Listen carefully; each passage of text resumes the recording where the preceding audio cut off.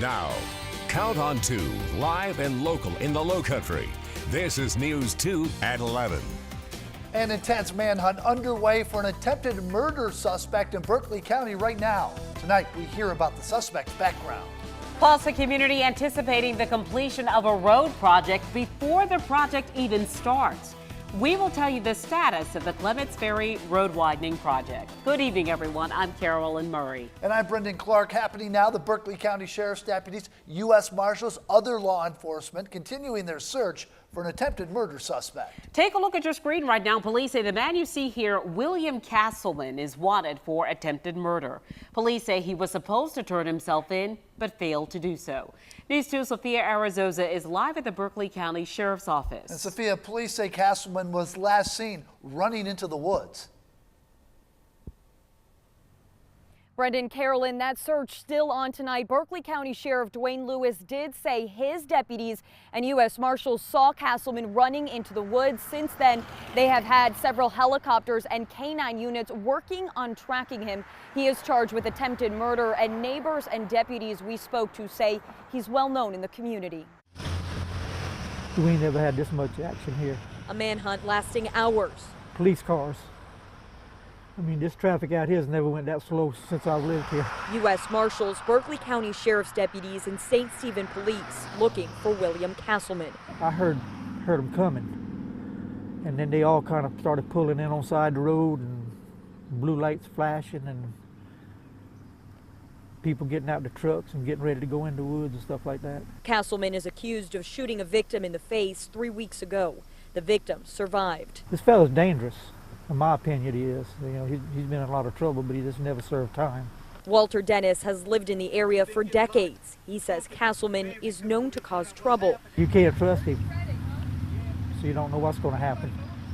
Because I know my sisters, they'd be glad when he gets caught, which I will be too. Deputies say they spoke with Castleman today, who was supposed to turn himself in. Instead, he fled. We believe he is in, we have him contained in this wooded area here.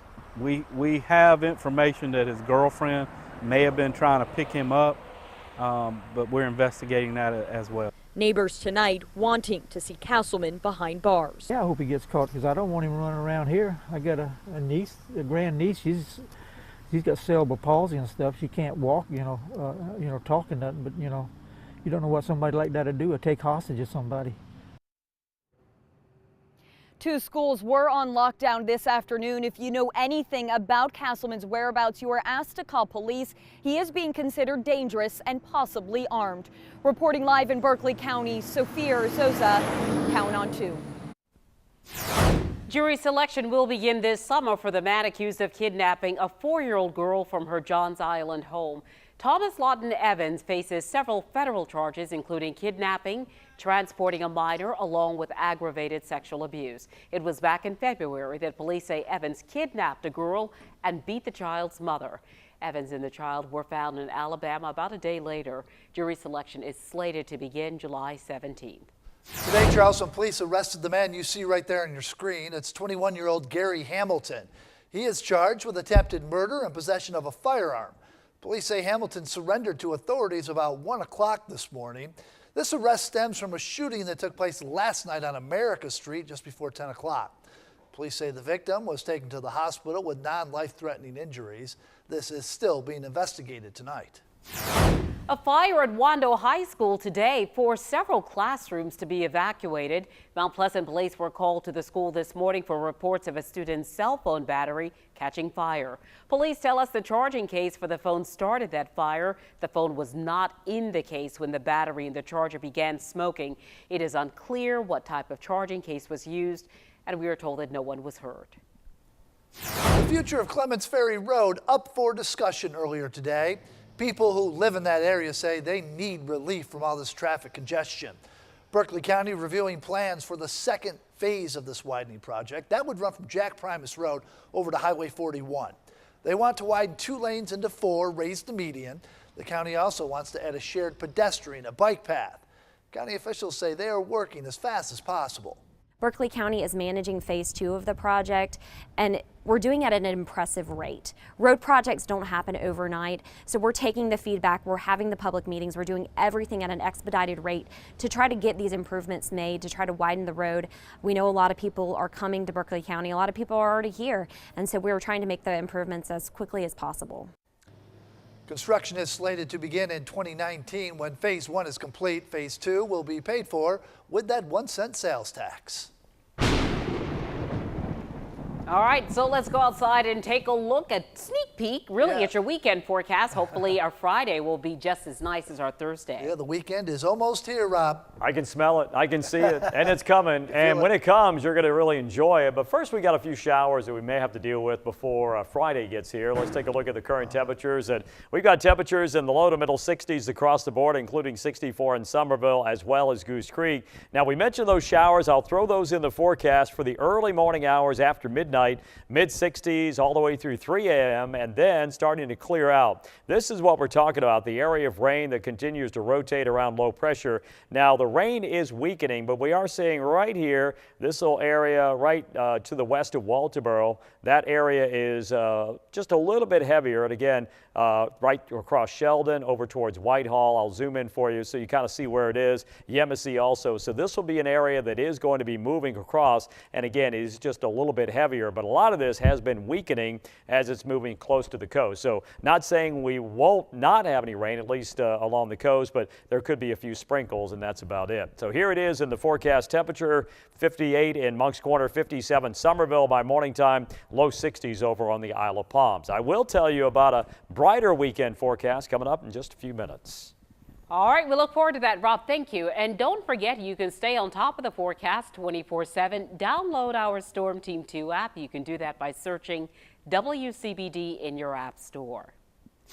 In Somerville, neighbors came to the help of a family whose house was destroyed in a fire. That fire happened Wednesday evening on Delafield Drive in the Weatherstone subdivision.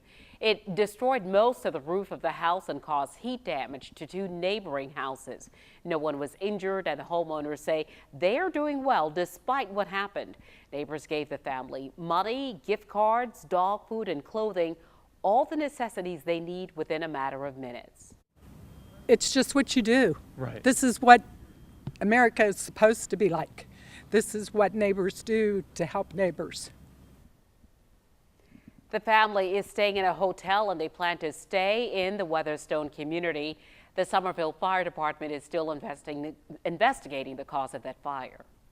A News 2 update, a team of education experts from Clemson University are at the halfway mark of their diversity and inclusion study of the Charleston County School District. It was back in January, the team presented their action plan of conducting research, studying demographics, creating focus groups, and conducting interviews, all at the Charleston County schools. CCSD has committed $150,000 toward the study, combining the need for increased academic performance and questions about cultural bias in the school system. The team says they are here to create the best environment for students. Creating an environment where everyone, within their diversity and their uniqueness, where each person is welcomed, valued, included. Sometimes people think that diversity and inclusion is for people of color only, and that is absolutely wrong. Diversity and inclusion benefits everybody.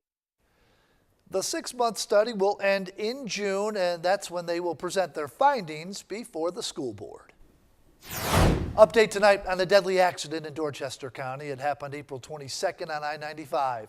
Ashley Blandon was heading north when she drove off the road and hit a tree. She died in that accident. But a dog was also in the car at the time of the crash. The dog ran off. It was finally, though, found yesterday by a deputy underneath an overpass. Officials took care of the dog until it was returned to Blandon's family today.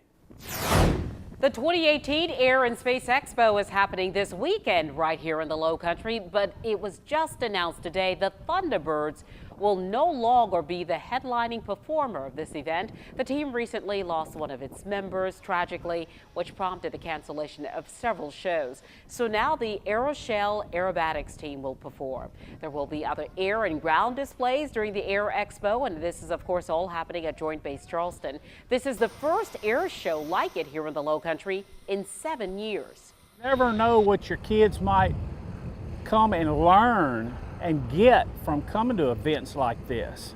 You don't have to worry about what they see. You might inspire them to do something. Gates open at 8:30 Saturday morning. The show begins at 10 o'clock. Next on News 2. A guilty verdict for comedian and actor Bill Cosby. Hear why prosecutors say his conviction sends a message to women who've been assaulted. You know, triathlons are endurance events. They include swimming, biking, and running, and they are gaining in popularity. So tonight, we will show you why some people should use caution before pushing themselves to the limit. Count on us to tell you more in our To Your Health report.